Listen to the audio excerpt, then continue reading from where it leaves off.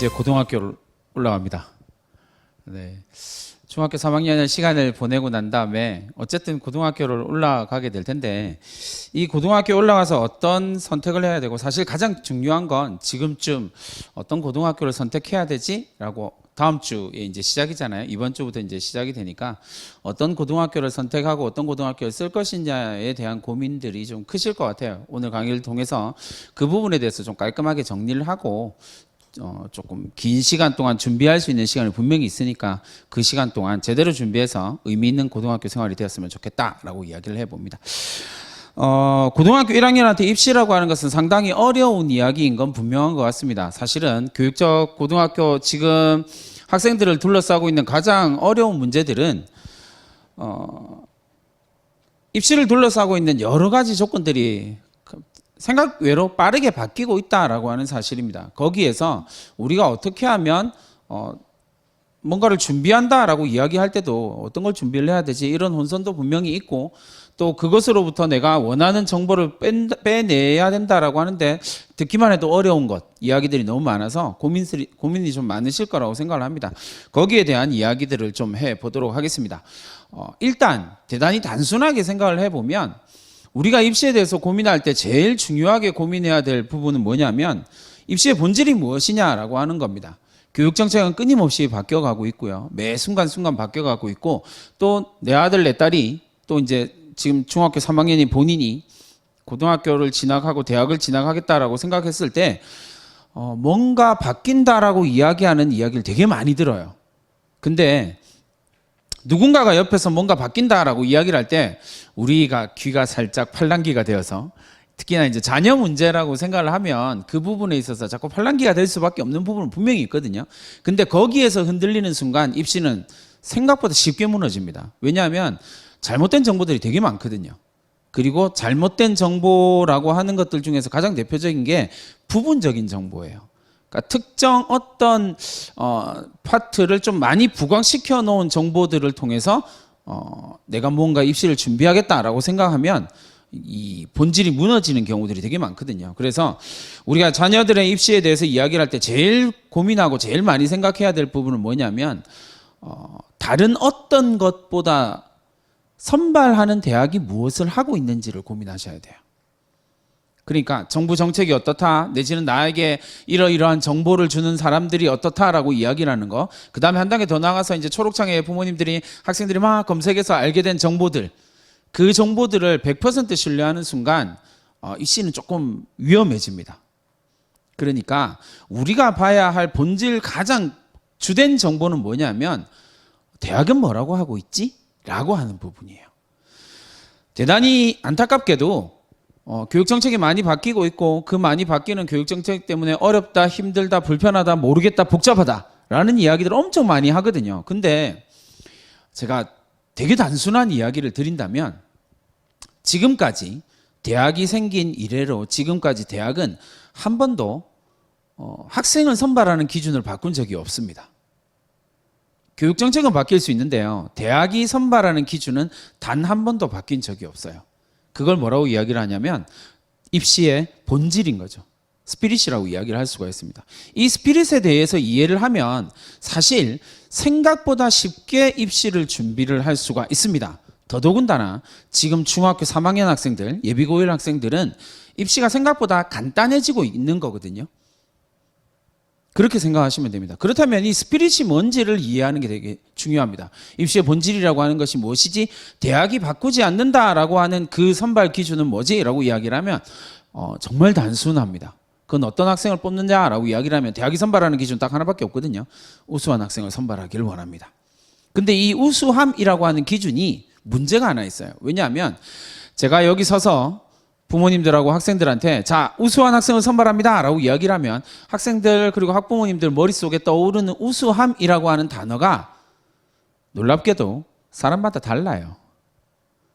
이걸 이제 부모님들이나 학생들이 잘 이해를 못 하거든요. 사람마다 다릅니다. 우수함이라고 하는 단어는 객관적인 단어가 절대 아니에요. 우수함이라고 하는 단어는 매우 주관적인 단어입니다. 그러니까 다른 말로 하면 우수함이라고 하는 단어가 모든 대학이 다르다라는 사실을 인지하셔야 돼요. 그러니까 다른 말로 하면 선발 기준은 대학의 선발 기준은 뚜렷한 한 가지입니다. 우수한 학생을 선발합니다. 근데 그 우수함이라고 하는 것은 대학마다 다를 수밖에 없다라는 겁니다. 그걸 이해해야만 우리가 입시의 본질을 이해할 수 있는 거거든요. 그런데 지금 중학교 3학년 학생들은 크게 고민할 필요가 없습니다. 왜냐하면 대학 가는 방법이 세 가지밖에 없어요. 뭐 복잡하다 어렵다 막 오만 이야기를 다 들으셨을 텐데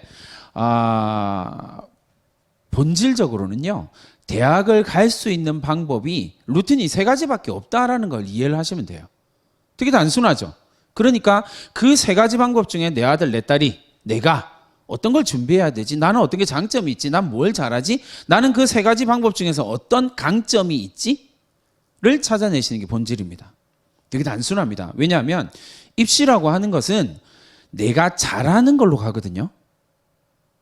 내가 못하는 걸로 가는 게 아니에요. 모두 다 자기가 제일 잘하는 걸 입시에다 던지게 돼 있거든요. 그러니까 내가 제일 잘하는 게 뭔지 그 세 가지 방법 중에서 찾으시는 게 본질입니다.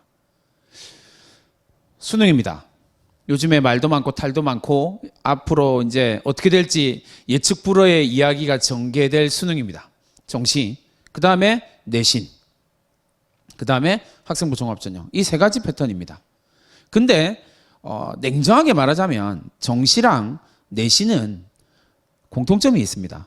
이게 뭐냐면 객관식 역량을 측정한다라는 겁니다. 끝.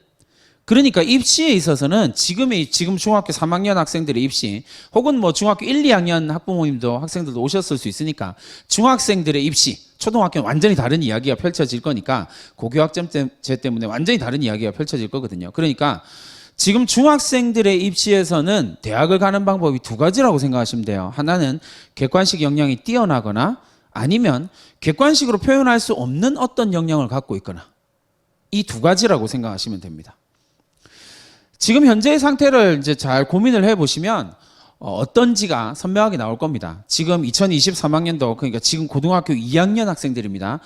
그 다음에 아직까지 그 밑에 학년들은 아직까지 전형별 인원이 안 나왔기 때문에 지금 고등학교 3학년 학생들을 예를 들어 보면 전국대학입니다. 이걸 이제 잘 보셔야 되는데 전국대학을 보면 제가 말씀드렸던 것처럼 대학을 갈 수 있는 방법이 학생부 교과 전형, 내신 전형이죠. 44%, 학생부 종합 전형 23%, 정시 전형 22%, 그리고 논술 3.2, 기타 전형, 실기 전형, 특기자 전형입니다.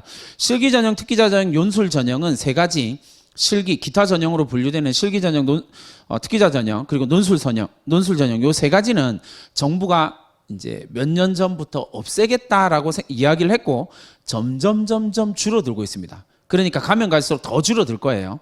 그러니까 이건 빼고. 그러니까 결국은 대학 갈 수 있는 방법은 세 가지입니다.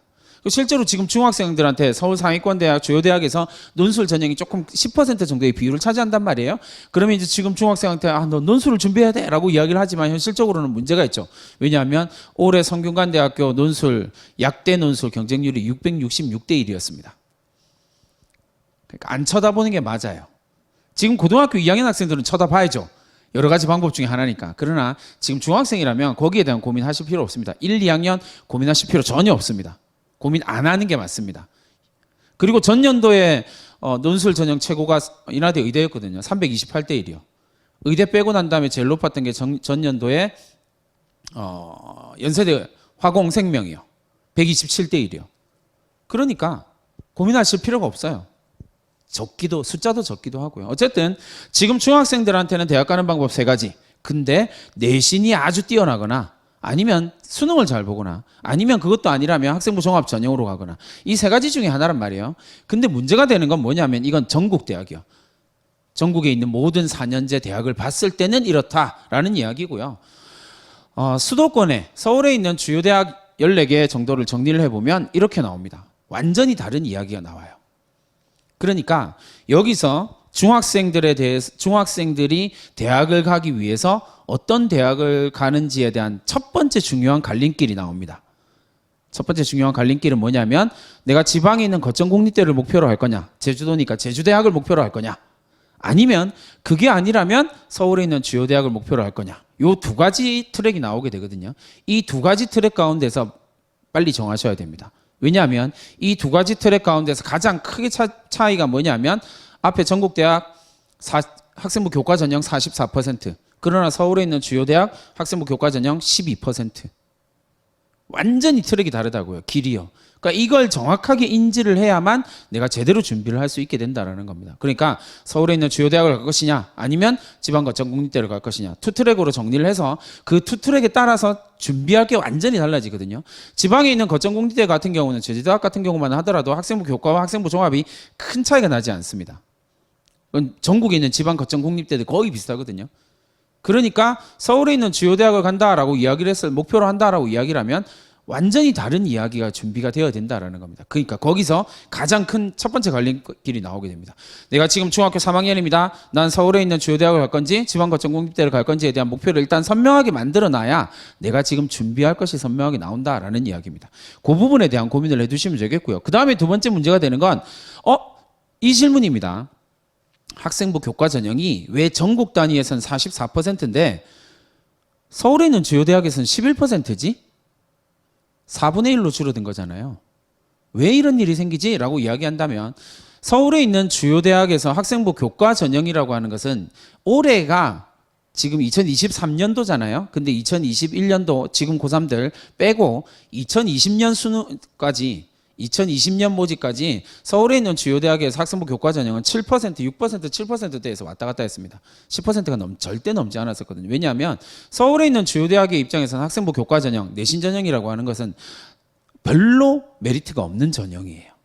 왜냐하면 학생부 교과 전형이다라고 이야기할 때 포인트는 뭐냐면 전국에 있는 모든 고등학교의 1등급이 내신이 똑같다라고 전제를 까는 거예요. 내신 1등급을 받은 학생이 능력이 똑같다라고 전제를 까는 거예요. 그러니까 1.2는 1.1보다 능력이 떨어진다라고 전제를 까는 전형이에요. 근데 이건 조금 뭔가 갸우뚱하시죠? 네, 갸우뚱할 수밖에 없어요. 그러니까 서울에 있는 주요 대학은 학생부 교과 전형으로 안 뽑으려고 하는 거예요. 근데 정부가 이걸 10% 이상 늘리라고 했단 말이에요. 그러니까 10%까지 늘렸어요. 근데 이걸 어떻게 반응하는지 좀 이따 제가 보여드릴게요. 우리가 봐야 할 건 대학이 어떻게 반응하는지를 보는 게 되게 중요하거든요. 그래야 내 전략을 세울 수 있으니까. 그래서 그 부분에 대한 고민들을 가지고 이야기를 한번 해보도록 하겠습니다. 그래서 2025학년도, 그러니까 지금 2025학년도라는 말은 지금 2025학년에 대학교에 입학하는 학생들의 입시라는 말입니다. 그러니까 지금 딱 중학교 3학년 학생들입니다. 지금 중학교 3학년 학생들의 입시는 이렇게 될 겁니다. 그래서 정시 전형이 45%가 될 거고요. 수시 2월까지 포함해서 45%가 나오게 될 거고 정시 학생부 위주 전형이 55%가 나오게 될 겁니다. 그러면 이제 내가 어떤 것들을 포인트를 맞춰야 되는지에 대한 방향이 조금 보이실 겁니다. 근데 이 학생부 위주 전형은 다시 두 가지로 나눌 수 있거든요. 수시 학생부 교과 전형하고 학생부 종합 전형으로 나누어서 이야기를 할 수가 있습니다. 그러니까 학생부 교과 전형 13% 정도 나오게 될 거고요. 그리고 학생부 종합 전형이 42% 정도 나오게 될 겁니다. 그러면 이제 지금 중학교 3학년 학생들이 대학을 갈 수 있는 방법이 선명하게 보이시겠죠? 수능으로 가거나 내신으로 가거나 아니면 학종으로 가거나. 근데 이건 트랙 자체가 두 가지로 나누어지는 거예요. 서울에 있는 주요 대학을 목표로 했을 때는 이렇게 나오는 거고요. 지방거점국립대를 목표로 하겠다라고 생각하면 어떻게 됩니까? 정시 학생부 교과 전형이 한 40%, 정시 전형이 한 20-30%, 학생부 종합 전형이 20-30% 이렇게 나오게 되는 겁니다. 그러니까 성향 자체가 완전히 달라지게 된다라는 걸 이해를 하셔야만 제대로 준비를 할 수 있다라는 이야기를 드릴게요. 자, 이제 전체적인 이야기를 전체적인 어떤 흐름을 이해하기 위해서는 2015 개정 교육 과정을 이해하는 게 좀 핵심입니다. 2015 개정 교육 과정에 대한 이야기를 하면서 대학도 2015 개정 교육 과정에 대한 이 걱정이 되게 많아요. 왜냐하면 올해 이제 2015 개정 교육 과정의 입시가 몇 년 지금 진행되고 있지만 그럼에도 불구하고 학생들이 학부모들이 도대체 입시를 위해서 어떤 걸 준비를 해야 되는 거야? 뭐 이런 질문을 계속 대학에게 하거든요. 그러니까 대학도 나름대로 고민을 해서 자꾸 내놓습니다.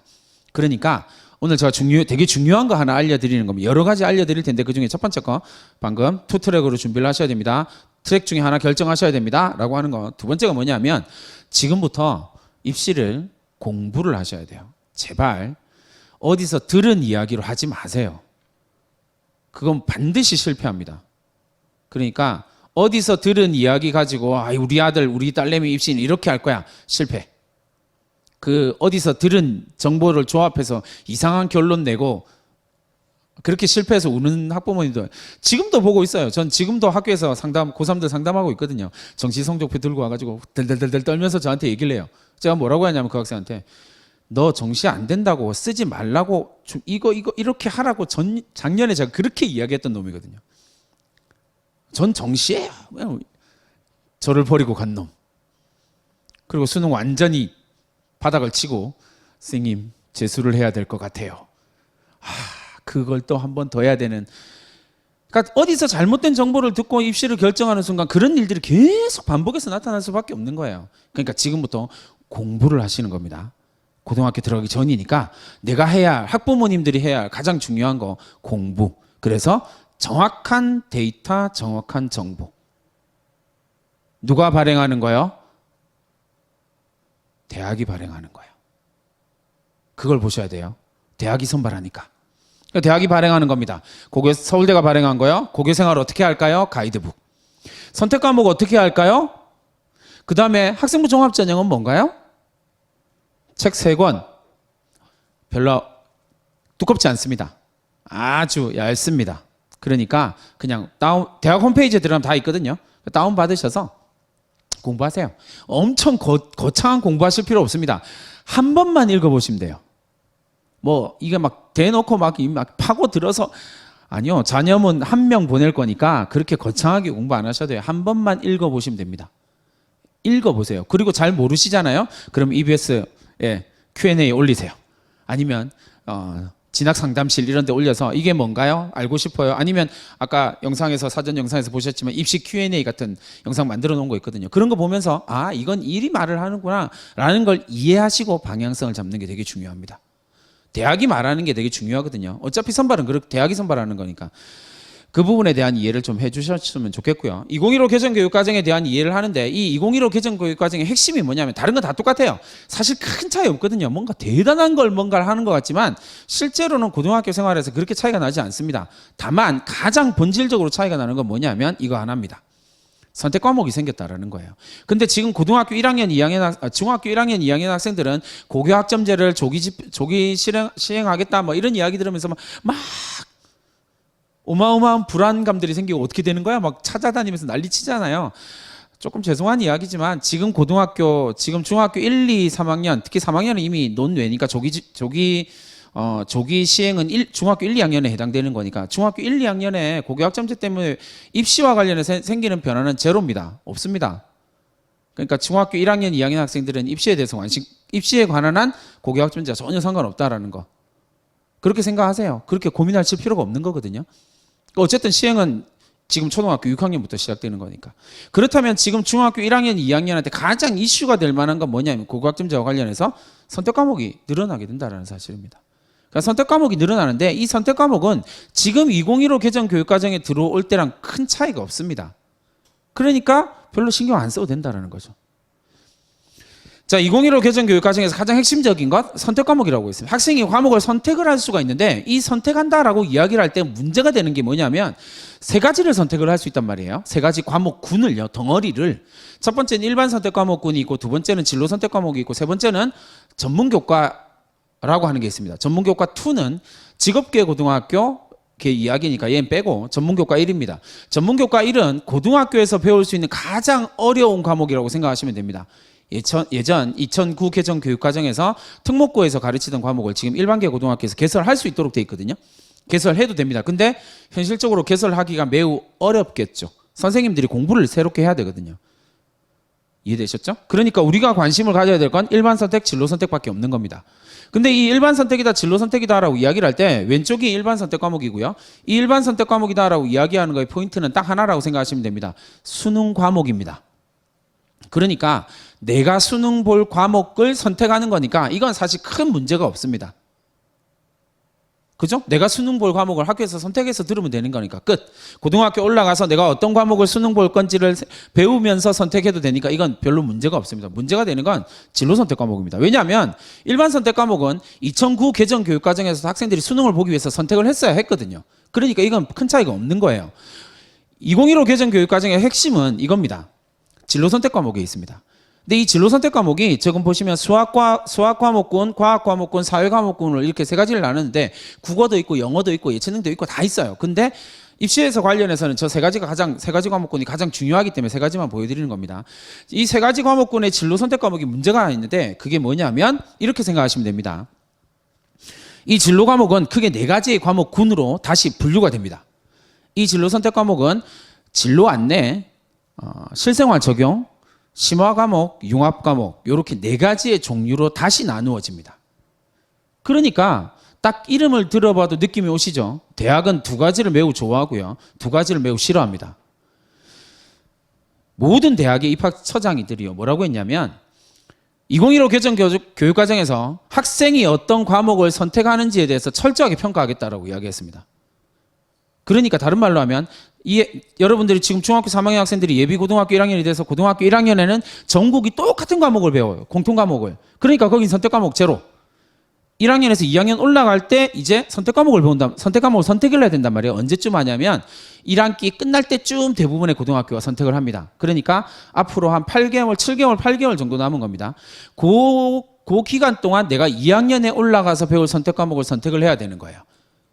근데 그건 일반 과목도 있고 진로 선택 과목도 있을 텐데 내가 어떤 과목을 선택했는지 대학이 평가하겠다라고 이야기를 했으니까 대학이 어떤 과목을 좋아하는지를 알아야 되겠죠. 그러니까 제가 방금 말씀드렸던 것처럼 네 가지 종류 중에서 진로 안내, 실생활 적용 두 과목군은 대학이 별로 안 좋아합니다. 그러니까 내가 선택해야 될 건 심화 과목 그리고 융합 과목 이 두 가지입니다. 빨간색으로 표시된 과목이 심화 과목, 융합 과목입니다.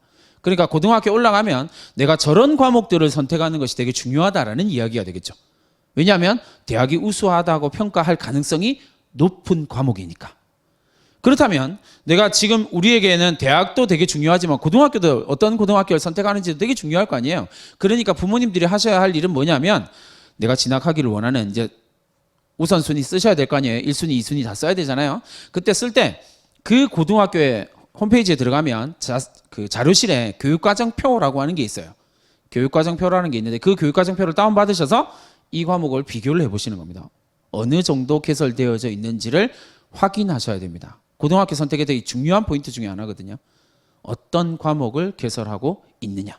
개설되어 있어야 내가 선택을 할 수 있으니까. 됐죠? 그런 고등학교 선택 기준이 나오게 될 겁니다. 이렇게 생각하시면 됩니다. 근데 이 심화 과목, 융합 과목이다라고 이야기를 하는 것의 포인트는 뭐냐면 결국은 주요 대학 학생들이 가기를 원하고 부모님들이 보내기를 원하는 주요 대학의 포인트는 어려운 과목에 있습니다. 공부하기 어려운 과목이죠. 그게 심화 과목, 융합 과목이거든요. 그러니까 내 아들, 내 딸이 고등학교 올라가서 선택해야 될 과목군도 결국 공부하기가 쉽지 않은 과목. 그러니까 결국은 대학은 그렇게 선택을 해서 조금 더 깊이 있는 공부를 해가는 학생을 뽑겠다라는 거죠. 그게 우수한 학생이 되는 거죠. 근데 그 부분에 대한 고민들을 좀 해주시면 좋을 것 같고요. 그 다음에 이제 이게 전문교과입니다. 전문교과도 마찬가지로 국어 있고 영어 있고 다 있는데 그 중에서 이제 좀 대학이 중요하게 보는 건 과학계열과 국제계열입니다. 과학계열과 사회계열이라는 이야기가 되겠죠, 그죠? 이런 과목군들인데 실제로 일반계 고등학교에서 전문교과는 그렇게 많이 편성되지는 않거든요. 네, 그래서 한번 있나 없나 정도만 체크를 해두시는 것 정도.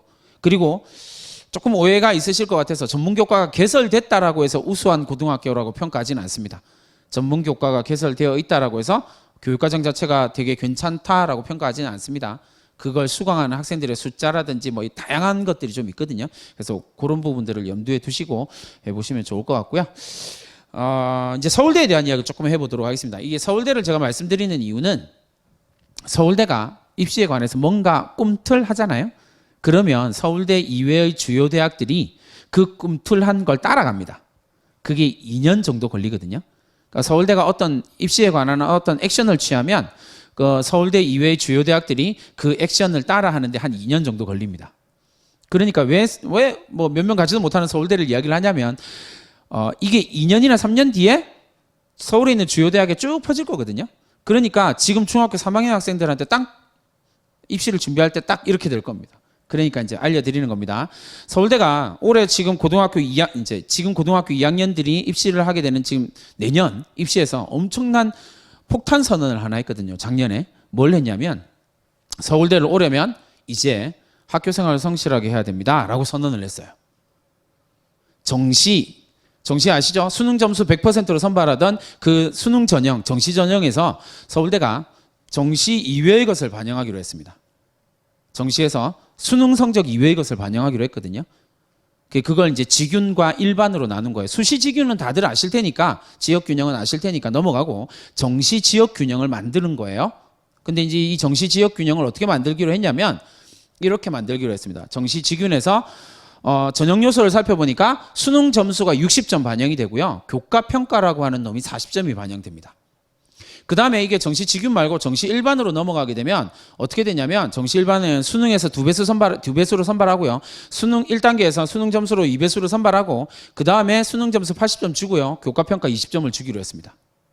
그러니까 그게 지균이든 일반이든 어쨌든 교과 평가라는 걸 반영하겠다라고 서울대가 선언을 한 거예요. 그러면 이제 우리가 교과 평가가 뭔지를 살펴봐야 되겠죠. 교과 평가다라고 이야기를 하면 서울대가 발표한 자료는 이 자료입니다.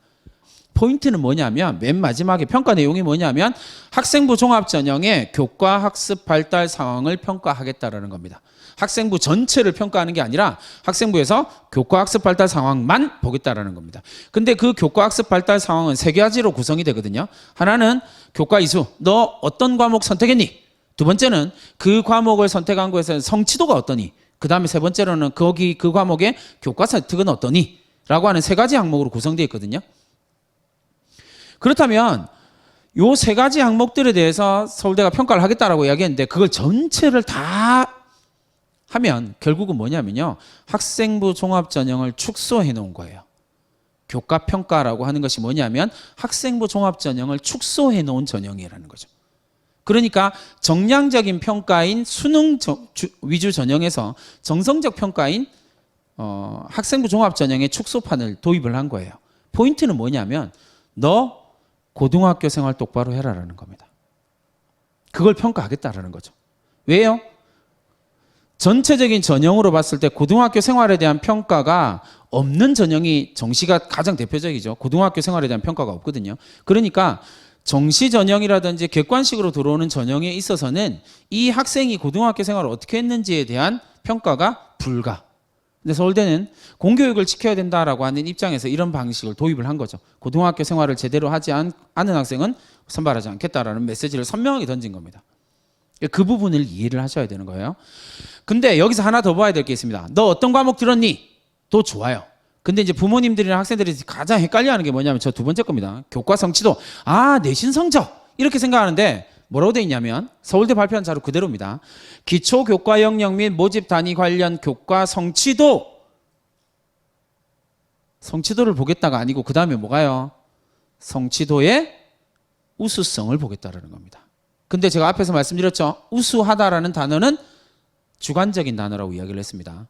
이건 성취도로 보여질 수 없는 단어예요. 그러니까 쉽게 말하면 그 우수성을 어떻게 볼 거냐면 가장 대표적인 게 뭐냐면 과목 수준이에요. 너 어떤 과목을 선택했니?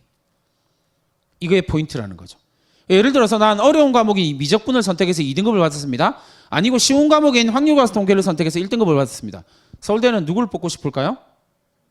미적분 2등급. 당연하죠. 그러면 미적분 2등급은 선발해야 되고 확률과 통계 1등급은 떨어뜨려야 되거든요. 과목 성취도의 우수성이요. 그 단어를 정확하게 이해하면 입시에 대한 모든 것들이 한 번에 딱 보이게 돼 있어요. 게다가 2015 개정 교육과정은 과목 선택 조합이 816가지거든요. 2009 개정 교육과정에서 과목 선택 조합이 29가지거든요. 학생이 선택할 수 있는 과목의 조합이 29개. 그러니까 대학의 입장에서 보면 과목별로 아무리 조합이 많다고 하도 29가지 조합만 비교하면 다 내신이 해결이 된단 말이에요. 근데 2015 개정 교육과정에서는 816개예요. 816개의 조합을 비교를 해야 된단 말이에요. 비교 불가. 그러니까 내신의 영향력이 가면 갈수록 줄어들 수밖에 없는 거예요. 이게 현실이거든요. 그 부분에 대한 이해를 해주시면 되겠습니다. 그 다음에요. 서울대가 올해 발표한 자료입니다. 2024학년도. 이게 뭐냐면 지금 고등학교 1학년 학생들이 서울대를 올 때는 이게 서울대를 왜 발표를 했냐면 이런 거 생각하시면 돼요. 아니 선택과목 2015 개정 교육과정에 선택과목에 대한 이야기가 가면 갈수록 막 복잡하고 어렵고 막 난리가 난 거예요. 그래서 서울대가 어떻게 하기로 했냐면 자 고민하지 마. 우리 대학을 오려면 기계공학부를 오고 싶지. 그렇다면 핵심 권장 과목 수강할 것 수강했으면 좋겠다죠. 권장이니까. 그 다음에 권장 과목 두 가지를 얘기를 한 거예요. 여기서 대단히 중요한 서울대의 포인트가 하나 나옵니다. 뭐냐면 문과는 없어요. 서울대 바람은 정확하죠. 문과는 없습니다. 핵심 그 권장 과목도 없고요. 권장 과목도 없습니다. 유일하게 딱 하나 있는 게 뭐냐면 경제학부예요. 딱 하나. 나머지는 없습니다. 뭐라고 돼 있냐면 그 밑에 인문계열 학생들은 아주 자연스럽게 자기가 하고 싶은 것들을 하세요. 문과는 자연스럽게 알아서 다양한 경험들을 하세요. 근데 사실 문과에서는 인문계열에서는 이게 되게 중요하기도 하거든요. 그러니까 다양한 경험들을 평가하겠다. 좋아. 근데 이과가 문제입니다. 이과를 보니까 기계학부, 물투, 미적, 기하. 그리고 식품생산과학부, 생투, 화투, 미투, 기하. 이게 서울대가 발표한 자료를 보면 이게 한 3페이지 정도 되거든요. 모든 학과가 다 나와 있어요. 그래서 서울대 자료를 보시고 초록창에서 검색하셔서 저거 다운받으셔서 나는 어디 갈 거니까 화공생명 갈 거니까 이렇게 찾아보세요. 근데 별로 찾아볼 필요 없습니다. 왜냐하면 다 똑같거든요. 뭘까요? 여기가 다 끝이에요. 물투 과목 하세요. 물투, 지투, 화투, 생투 투 과목 하세요. 미적분 하세요. 기하 하세요. 끝. 그리고 남으면 확률과 통계도 하세요. 이게 핵심 권장 과목이고요. 권장 과목입니다. 끝. 3페이지 동안 그 얘기만 하고 있습니다. 제 말이 의심스러우면 찾아보세요. 진짜로 다른 과목은 없습니다. 그러면 앞에 이야기랑 연결시켜 볼까요? 과목 수준 이야기와 연결시키면 선명하게 나오죠. 어려운 과목을 선택해서 제대로 공부한 학생을 뽑겠다. 이게 서울대의 요구고요. 주요 대학교에서도 당연히 이걸 합니다. 그 부분에 대한 고민이 좀 있으셔야 된다라는 이야기입니다. 고등학교를 어떻게 선택할 것이냐 되게 고민스러우실 거예요. 저도 조금 많이 고민스럽긴 합니다. 근데 이제 대부분 다 끝났습니다. 그죠? 입시가 다 끝났고 남은 건 후기 고등학교의 평준화 고등학교, 비평준화 고등학교, 서울 제주 지방으로 본다면 제주 외고 특목고 중에서는 제주 외고 아니면 난 제주에 안 있을 거야 해서 전국에 있는 전국 단위 자사고 쓸 수 있겠죠. 그런 선택들이 남아 있는데 결국은 일반기에 지원하는 학생들은 쭉 순서대로 쓰시면 되고 외고를 쓰거나 아니면 전국 단위 자사고를 쓰는 학생들은 2순위부터 지망을 하게 되는 겁니다. 이건 뭐 그냥 제주도는 이게 고교 입시 전체가 그렇게 어렵지는 않거든요. 그러니까 지망 순서대로 쓰기만 하면 되는 거니까 나머지 이제 비평준화 지역은 학교별 전형이기 때문에 학교별 이걸 보셔야 돼요. 입학 요강을 다 다운받아서 보셔야 되거든요. 근데 이제 포인트는 이거죠. 제가 전국에 있는 중학교 3학년 학생들, 학부모님들, 중학생들, 학부모님들 이렇게 만날 때마다 이런 이야기를 드립니다. 입시라고 이야기를 할 때 제일 중요한 건 딱 고민을 잘 해보십시오. 저 이제 입시 전문가인 윤윤구를 만나면 하소연을 그렇게 많이 하십니다. 오만 하소연을 되게 많이 하시거든요. 다 들어드립니다. 그럼 결론의 이야기가 뭐냐면 고등학교 어떻게 선택할까요의 문제예요. 중학생들, 학부모님들. 되게 단순한 답을, 명쾌한 답을 하나 드릴게요. 어떤 고등학교를 선택했든 전학생은 생깁니다. 당연한 이야기죠. 제주 외고에 간 학생들도 당연히 전학생이 생깁니다. 그 부분에 대한 고민을 하시면 돼요. 그러니까 어떤 고등학교, 예를 들어서 이런 겁니다. 부모님들이 제일 제가 이렇게 정말 마음 아픈 이야기이긴 한데 착각이라고 얘기할 수밖에 없는 걸 이해를 해주세요. 되게 많이 착각하시는 게 뭐냐면 그 팩트에 기반해서 하지 않은 선택들, 팩트에 기반하지 않은 전략들은 전부 다 실패할 수밖에 없습니다. 이건 너무나 당연한 거죠. 내 아이를 과대평가하는 거에서부터 출발하면 입시는 그대로 망합니다. 제가 단언 드릴게요. 부모이기 때문에 어쩔 수 없이 자녀를 과대평가하는 건 어쩔 수 없어요. 왜냐하면 부모님들의 기억에는 초등학교 1, 2, 3학년 때 천재였던 이 아들, 딸 기억밖에 없거든요. 그러니까 잘못된 선택을 할 확률이 매우 높다고요. 냉정하게 보셔야 돼요. 아들, 딸을 정확하게. 그래서 이렇게 합니다. 저 고등학교가 입시 성적이 정말 좋대. 서울대 몇 명 보냈대, 고대 몇 명 보냈대, 연대 몇 명 간대, 뭐 몇 명 간대. 이렇게 막 이야기를 해서 저 고등학교, 좋은 고등학교 막 이렇게 얘기를 하세요. 근데 아니 그 고등학교를 가면 내 자녀가 그 학교를 가나요? 착각하시는 거라고요. 그거랑은 전혀 다른 이야기예요. 그러니까 그 착각을 벗겨내야 정확한 입시 전략을 세울 수 있게 되는 거예요. 거기에서부터 정보가 잘못 입력된 거거든요. 그 고등학교에 가도 누군가는 1등급을 하고 누군가는 9등급을 하게 됩니다. 그러니까 부모님들이 입시 전략을 세우실 때 제일 큰 실수가 뭐냐면 내 자녀가 절대 7, 8, 9는 안 할 거라는 생각을 가지고 전략을 세우니까 실패를 하는 거거든요. 그럴 수도 있다라는 전제에서 출발하고 전략을 세우셔야 돼요. 그러면 이제 고등학교 선택할 때 기준은 뭘까요? 라고 이야기를 하면 이제 제가 이름 붙이기를 용꼬리 전략, 뱃머리 전략이라고 이야기를 합니다. 그러니까 용의 꼬리에서 이 학생이 역량을 강조시킬 거냐 아니면 뱃머리로 가서 역량을 강조시킬 거냐 이 부분이 되겠죠.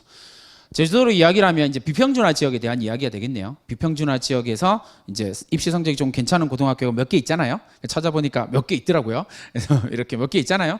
거기에 가서 탑을 찍을 수 있다면 가장 좋죠. 그런 기대를 가지고 보내시는 건 인정. 근데 내 자녀가 어떤 상태인지를 파악하는 게 되게 중요합니다. 거기 가서 정말 그렇게 할 수 있을까? 이게 정확하게 판단이 돼야 되거든요. 그러니까 고등학교를 선택할 때 가장 중요한 건 뭐냐면 내 자녀의 성향을 정확하게 파악하시는 거예요.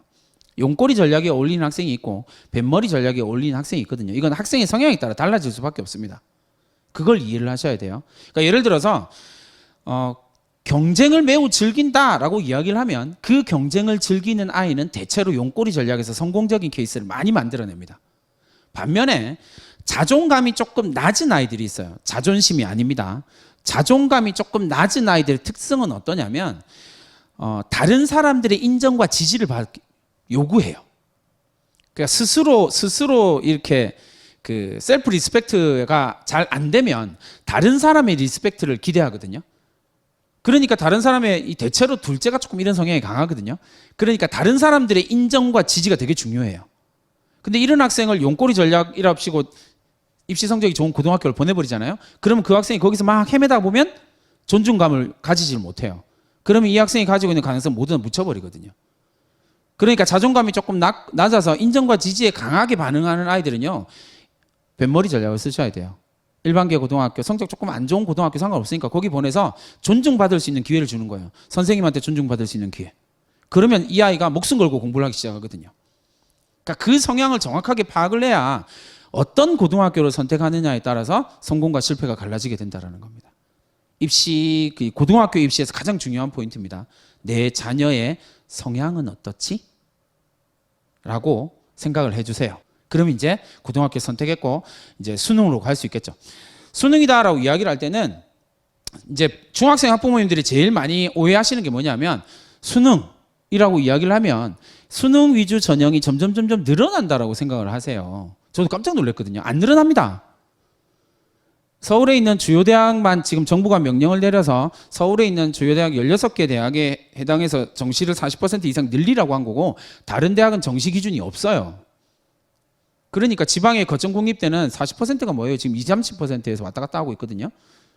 서울에 있는 주요 대학 같은 경우도 40% 선입니다. 그러니까 40% 이상 뽑아라고 16개 대학이 명령을 내렸단 말이에요, 정부가. 근데 대학이 어떻게 반응하는지를 보면 되게 선명해요. 대학이 정시를 좋아한다라고 생각하면 이걸 40% 이상이니까 43, 44, 45, 50, 60 이렇게 늘릴 수 있잖아요. 근데 주요 대학 거의 대부분이요. 40.1입니다. 더 안 늘려요. 15개 전체 주요 대학 15개 정도 대학에서요. 40.1이 아니고 40.3 안에서 왔다 갔다 하지 않는 대학은 3개 대학밖에 없습니다.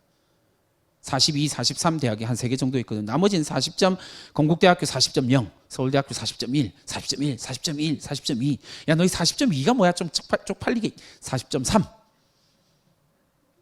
정시에 대한 오해를 안 하셨으면 좋겠습니다. 왜냐하면 대학의 입장에서 이거 되게 위험 요소가 많거든요. 왜 반수생이 이렇게 많이 늘어났을까요? 라고 이야기를 하면 거기에서 빠지거든요. 그러니까 대학은 이게 심각한 문제가 되거든요. 나중에는. 그러니까 그 부분에 대한 이야기입니다.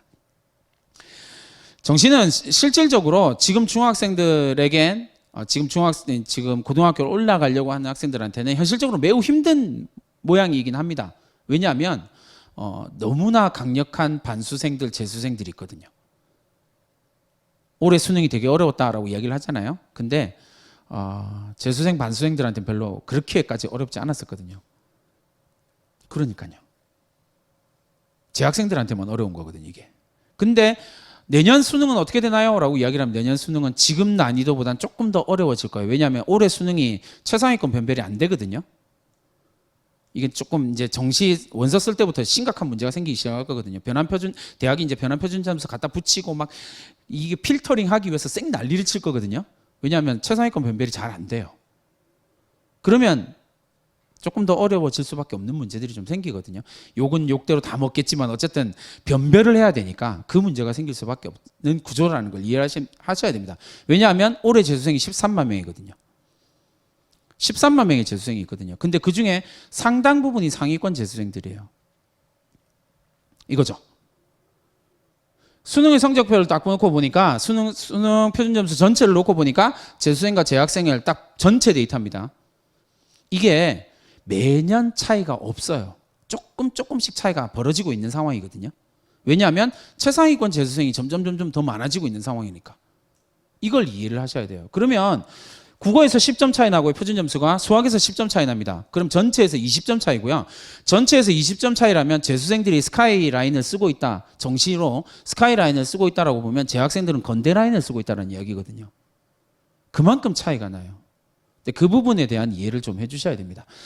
그래서 정시 전체에서 스카이의 합격생들 중에서 정시로 들어간 학생들 중에서 스카이에 정시로 들어간 학생들 중에서 졸업생들의 비율을 보면 서울대가 60%요. 고대, 연대 70%요. 그래서 올해 입시 결과가 발표되고 나면 서울대가 대략 한 75, 6 정도 나오게 될 거거든요. 그 다음에 연대, 고대는 거의 80%가 나오게 될 겁니다. 그러면 정시로 들어가는 학생들 중에서 8명, 7명, 8명 정도가 재수생, 반수생이라는 결론이 나오게 되죠. 그러니까 재학생들한테는 이거 정말 쉽지 않은 거죠. 그 부분에 대한 이해를 좀 해주셔야 됩니다. 제목은요, 중학생들을 위한 정시 전략입니다. 되게 단순해요. 그러면 이렇게 질문할 수 있죠. 재수생들이나 반수생들은 어떻게 그렇게 강력합니까? 라고 이야기를 하면 되게 단순하죠. 고3 때 한 번 했고 재수하는 1년 동안 하루 15시간 정도를 공부하거든요. 그러니까 지금 중학생들이 정시로 대학을 가겠다라고 생각하는 순간 위에 게 나와야 되겠죠. 세로축을 잘 보세요. 세로축의 제목이 뭐냐면 공부한 시간이 아니에요. 공부한 시간이 아닙니다. 뭐라고요? 혼자 공부한 시간이에요. 그러니까 이 그래프를 잘 분석을 해보면 실제로 공부한 시간을 비교한 표도 있거든요. 근데 그 표는 엄청 차이가 나지는 않아요. 근데 차이가 나면 주요 대학을 가는 학생과 아니면 일반 그냥 평범한 대학을 가는 학생들의 가장 큰 차이점이 뭐냐면 혼자 공부한 시간이 저렇게 차이가 난다는 사실이에요. 그러면 중학생들이 정시 라인으로 가겠다라고 생각하면 위에처럼 하루에 이제 고등학교 올라가면 하루에 한 13시간에서 15시간 정도, 재수생 기준이 하루 15시간이거든요. 최상위권을 진학하는 재수생들이 기준이 15시간이거든요. 걔들이 기숙학원에서 대체로 15시간 동안 기숙사에서 쫓겨나거든요. 기숙사 문 닫고 문 여는 시간이 대략 한 그 정도 되거든요. 그러니까요. 그 정도 선을 쭉 유지하는 게 되게 중요합니다.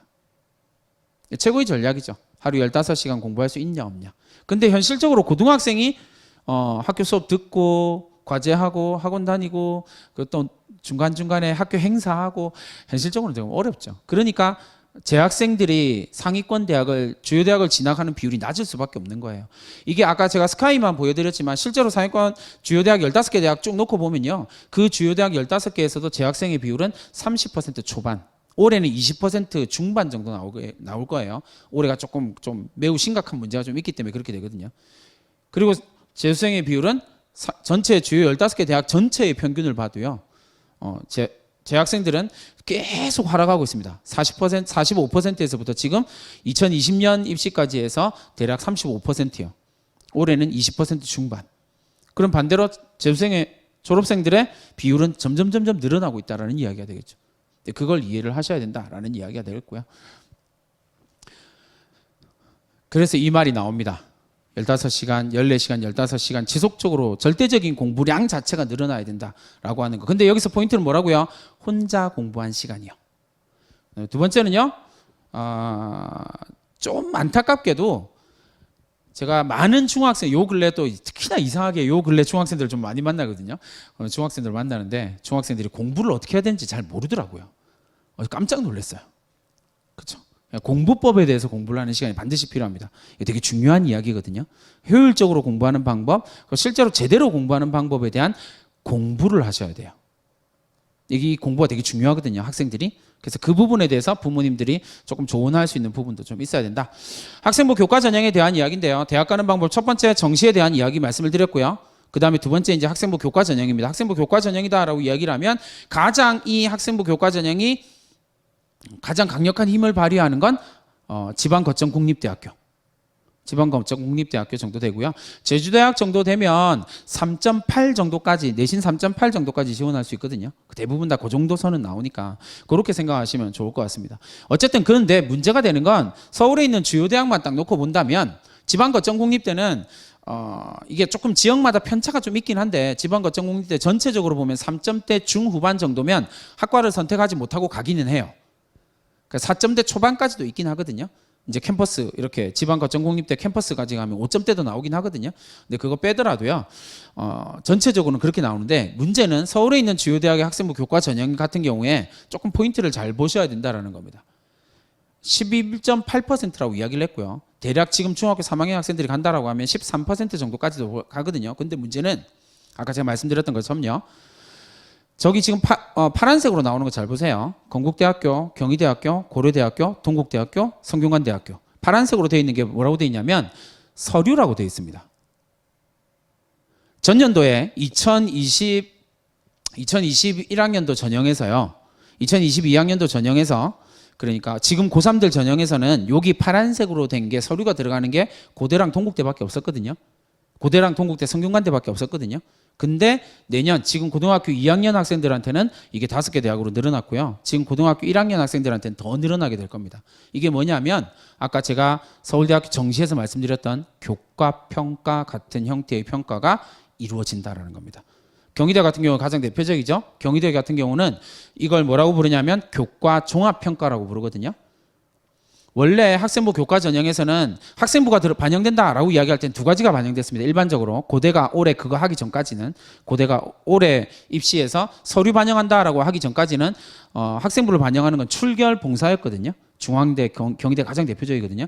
근데 출결 봉사인데 경희대는 이번에 이제 고등학교 2학년 학생들을 대상으로 어떻게 하냐면 출결 봉사 14% 반영, 학생부 교과 성적, 내신 성적 56% 반영, 그리고 서류 30% 반영. 이렇게 바뀌었습니다.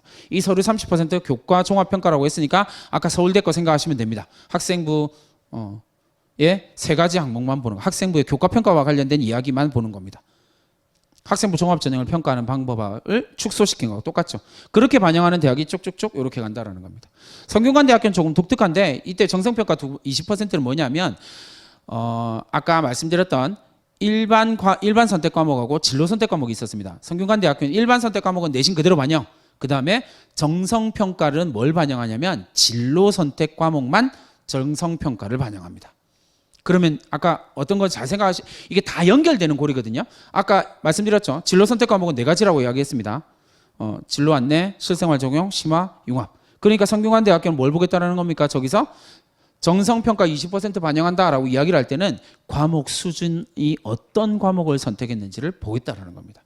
거기에 20%를 반영하겠다라는 거거든요. 근데 내신 성적은 잘 아시다시피 내신 성적은 여기에 있는 모든 대학의 내신 성적이 차이는 거의 안 납니다. 제일 교과 평가가 제일 높은 대학이 1.0일 테고 당연히 1.0 평균이 1.0, 1.0, 1.1 정도 나오거든요. 그 다음에 맨 마지막 학과가 1.8, 1.9 여기 나오는 대학은요.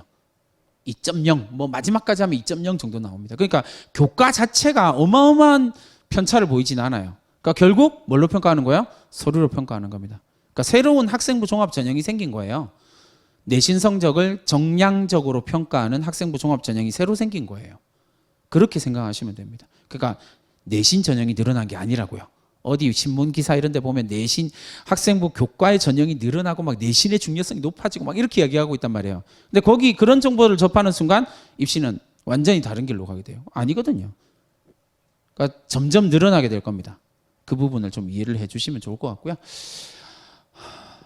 내신 중심의 공부를 어떻게 할 것이냐라고 이야기를 하면 수업 시간밖에 없죠. 시험 출제하는 선생님들이 수업 시간에 뭐라고 얘기를 하는 거니까 기출문제 수업 시간에 집중하는 것이 가장 중요할 거고요. 그 다음에 이런 내신을 잘 내신을 잘 받기 위해서 내가 고등학교를 선택적으로 고민하는 방법도 분명히 있겠죠. 그다음에 그리고 지역 인재 전형이 어쨌든 지금 계속 늘어나고 있는 추세고요. 40% 50%까지 정도는 확장될 가능성이 있거든요. 그러니까 그걸 생각을 한다면 그 부분에 대한 고등학교에 해당하는 고등학교를 선택하는 것도 하나의 전략이 될 것 같습니다. 학생부 종합 전형입니다. 세 번째 방법이었다 그죠? 앞에 두 가지는 객관식 전형이다라고 하는 공통점이 있었고요. 두 번째는 학생부 종합 전형 객관식으로 평가할 수 없는 어떤 역량들에 대한 이야기가 될 겁니다. 학생부 종합 전형에 대한 이야기를 할 때 제일 먼저 나오는 이야기는 잘 모르는 거예요. 그래서 제가 처음에 말씀드렸던 것처럼 공부가 좀 필요합니다. 공부를 하시면 왜냐하면요 되게 단순하게 말씀을 드리면 이런 겁니다. 재학생들이요 고등학교 재학생들이 대학을 가는 방법 중에서 가장 유리한 전형은 학종밖에 없어요. 모든 전형 가운데에요 재학생들의 비율이 80%가 넘는 전형은 학종밖에 없습니다. 주요 대학 같은 경우 거의 대부분이 85%를 넘거든요. 15개 대학 전체 놓고 보면요. 재학생의 선발 비율이 85%를 넘지 않는 대학이 2개 대학 정도밖에 없어요. 나머지는 다 85%를 넘거든요. 90%는 조금 안 되고요. 대략 85, 87 그 정도 선에서 왔다 갔다 하고. 그러니까 재학 100명 가운데 87명 정도가 재학생을 선발하는 거예요. 정시랑 거의 반대 정도 되겠죠. 그러니까 재학생들한테 가장 유리한 전형은 어쩔 수가 없습니다. 그렇다면 어떻게 하면 갈 수 있지? 제가 학생들한테 그 얘기하는 거죠. 평범한 학생이 특별한 대학을 갈 수 있는 방법. 이건 학종밖에 없거든요. 그러니까 그 부분에 대한 고민들을 좀 해주시면 좋을 것 같고요. 그러니까 이런 기사, 신문기사거든요. 이런 신문기사를 보면서 학종은 안 되겠네라고 생각하면 금수저 전형이니 뭐니 이런 이상한 소리를 해대면서 학종은 안 되겠네라고 이야기를 하는 순간 내 자녀는 그럼 어떤 전형으로 가야 되죠? 재수를 해야 되는구나. 고등학교 4학년 보내야 되네. 얼마 전에 제가 그 강남에 있는 중학교에 가서 강의를 하게 될 기회가 있어서 중학교에 가서 이제 3학년 학부모님들 대상으로 막 강의를 하고 있었는데 그렇게 하더라고요. 아니 선생님 고등학교는 원래 4년 다니는 거 아니에요? 뭐 이러더라고요. 그래서 그죠? 재수는 필수, 삼수는 선택, 사수는 고민. 이 생각을 가지고 있는 한은 이게 답이 없는 거거든요. 어쨌든 한 번에 보낼 수 있는 방법 넘어가지만 않으면 됩니다. 질문하는 게 되게 중요하거든요. 근데 서울대학교 수시 합격생 스펙을 본다라고 이야기를 하면 서울대학교 일단 첫 번째 질문은 뭐냐면 서울대학교 합격한 수시 합격생 몇 명? 2,400명이요. 그중에 상장 100개를 넘는 학생은요 2명이에요.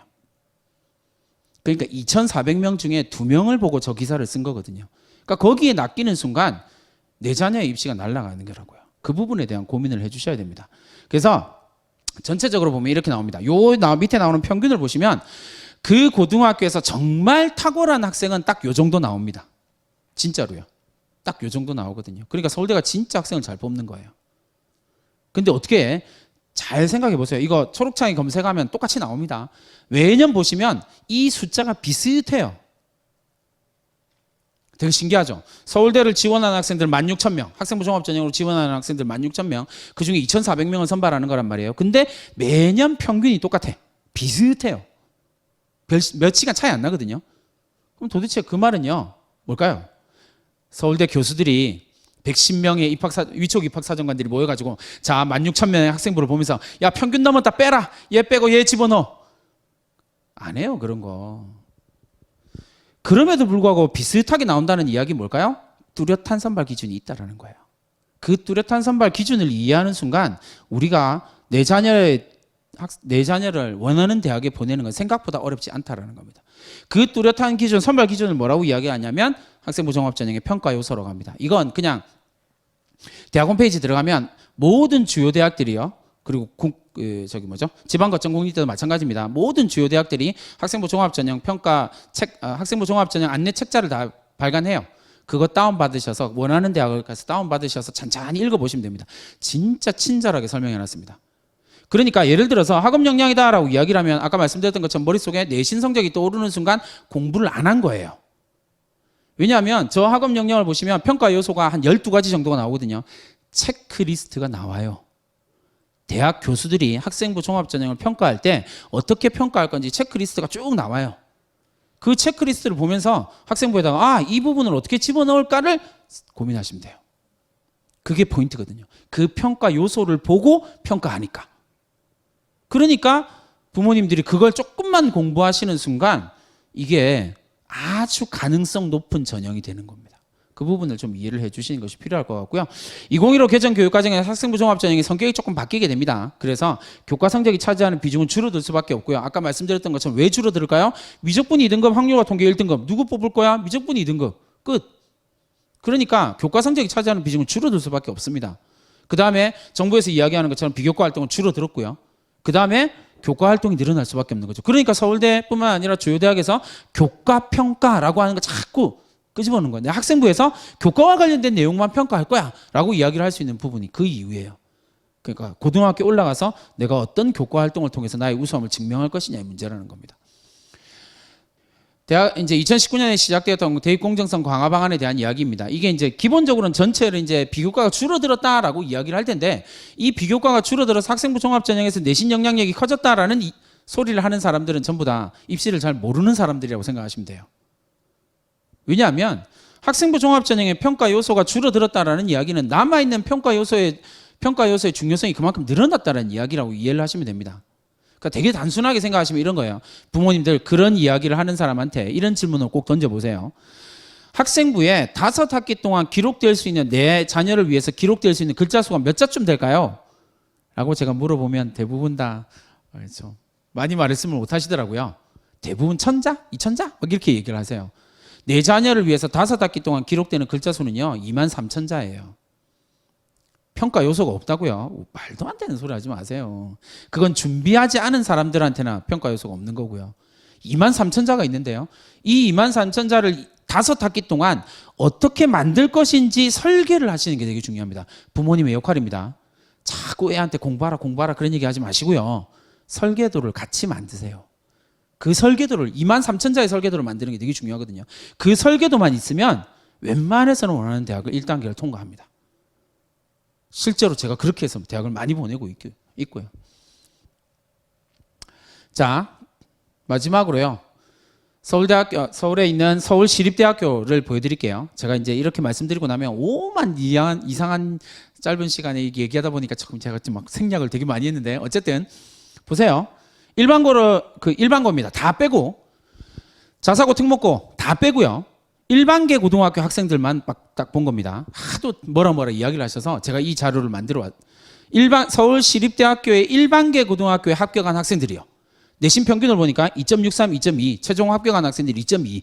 선생님 진짜 높은데요. 네, 맞아요. 왜냐하면 지원자가 2점대가 제일 많거든요. 전체 지원자의 60% 가까이가 2점대예요. 그럴 수밖에 없는 것도 있고요. 근데 여기 한번 볼까요? 지원자, 서울시립대를 지원한 학생들 내신 지원자는 1등급부터 8등급 일반고, 합격자를 보니까요 1등급에서 5.2등급까지. 우리가 고민하고 생각해야 될 부분은 이거예요. 3, 4, 5, 5.2등급이 문 닫고 들어갔단 말이에요. 그럼 그 학생은 어떻게 합격을 한 거지? 그 학생은 서울시립대가 원하는 평가 요소에 맞는 학생부를 만들어 놨거든요. 한양대학교 전년도 아시죠? 한양대학교 학생부 종합전형은 학생부 내신을 아예 안 본다라고 선언을 한 대학입니다. 유일한. 아예 반영하지 않습니다. 그래서 이 시스템상으로 막혀 있거든요. 그래서 다 뽑고 난 다음에 그래도 궁금해하니까 다 뽑고 난 다음에 선발 다 하고 난 다음에 학생부 그 내신 성적을 공개를 해요. 맨 마지막에, 전년도에 맨 마지막에 문 닫고 들어간 학생 내신 인천에 있는 일반계 고등학교 내신 5.68. 한양대학교 합격. 왜? 대학이 요구하는 게 있거든요, 거기에. 그럼 한양대학교가 원하는 게 뭐지? 평가 요소 찾아보면 되죠. 그걸 학생부에 투영시키고 설계만 해놓으면 되는 거거든요. 이건 되게 중요한 이야기입니다. 제가 아주 오랜 시간 동안 무수히 많은 학생들을 최상위권 대학에 보낸 하나의 루틴이거든요. 제가 지도하는 학생들은 전부 다 이 루틴대로 갑니다. 네가 뭘 궁금해하니? 라고 하는 거에서 출발해서 이 루틴대로 그대로 따라갑니다. 물론 이건 바꾸셔도 돼요. 근데 제가 막 순서를 바꾸고 해봤거든요. 근데 이 루틴이 제일 보편적이고 제일 잘 따라와지더라고요. 그러니까 학생부에 설계를 할 때 이 루틴을 설계를 해 놓으시면 돼요. 그러면 아주 긍정적인 평가를 받게 되어 있거든요. 그 부분에 대한 고민을 좀 해주시면 좋을 것 같습니다. 되게 단순하게 생각하시면 고등학교 땡땡 전문가, 이게 끝입니다. 대학이 요구하는 거거든요. 이게 대학이 우수하다라고 이야기하는 거거든요. 그 부분에 대한 고민을 가지고 있으시면 고등학교 생활을 이렇게 설계를 해내시기만 하시면 됩니다. 그래서 5학기 3학년 1학기가 다 끝나고 난 다음에 이 학생은 이러이러한 분야의 전문가, 고등학생 전문가구나 라고 하는 이야기를 할 수 있으면 된다는 거죠. 마지막 이야기를 하고, 제가 얼마 전에 저희 학교에서 찍은 사진입니다. 똑같은 지역에 있는 은행나무 3개를 보시는데 신기하시죠? 바로 옆에 있거든요. 그냥 옆 나무예요. 근데 신기하게도요, 매년 이렇게 돼요. 한 놈은 엄청 빨리 노랗게 되고요. 얘 완전히 노랗게 돼가 이제 잎이 떨어지기 시작하는데 저 끝에 놈은 여전히 초록이 노란색으로 물들지도 않았어요. 그러니까 제가 말씀드리고 싶은 건 요즘에 유행하는 페르소나라고 하는 단어입니다. 이 단어가 라틴어 어원에서 법적인 법률용어로 사용될 때는 뭐가 되냐면 개별 사람이 가지고 있는 개별성이라는 단어로 번역이 됩니다. 학생은 저마다 색깔이 다 다르거든요. 노란색으로 물드는 놈을 왜 넌 노란색이야, 초록색으로 물드는 놈은 너 왜 이렇게 늦어? 라고 이야기를 하는 건 저는 반대입니다. 제가 학생들 절대 그렇게 지도하지 않거든요. 각각이 가지고 있는 우수성은 다를 수밖에 없습니다. 그 우수성을 어떻게 폭발시키느냐가 부모님이 해 주셔야 할 일이거든요. 그러기 위해서 우리가 해야 할 일은 공부입니다. 입시에 대한 그냥 어디 검색해가지고 이상한 단편적인 정보 가지고 내 자녀의 입시 결정 짓지 마시고요. 대학이 얘기한 자료들을 공부를 해주세요. 부모님의 역할은 운전대 잡고 자녀를 대학까지 이렇게 운전해 주는 거 아닙니다. 그 학생 반드시 실패합니다. 좋은 대학을 간다고 하더라도 그 학생은 실패합니다. 부모님이 하시는 일은 내비게이션이에요. 절대 자녀의 인생의 운전대 잡지 마십시오. 내비게이션. 그 내비게이션이 어떤 역할을 하는지를 고민하시면 부모님들이 원하는 방향으로 이 아이는 반드시 가게 될 겁니다. 조금 시간이 오래 걸립니다. 근데 지금 중학생이니까 그 오래 걸리는 시간 얼마든지, 왜요? 내 자녀가 가지고 있는 페르소나가 완벽하게 빛날 수 있도록 만드는 것. 대학을 보내는 게 목표가 아니라 내 자녀가 가지고 있는 이 아름다운 페르소나가 완벽하게 빛날 수 있도록 만드는 것. 그게 우리 모두, 그리고 또 제주에 있는 중학교 학부모님들이 마음이었으면 좋겠다라는 생각을 하고 제 강의를 마치도록 하겠습니다. 감사합니다.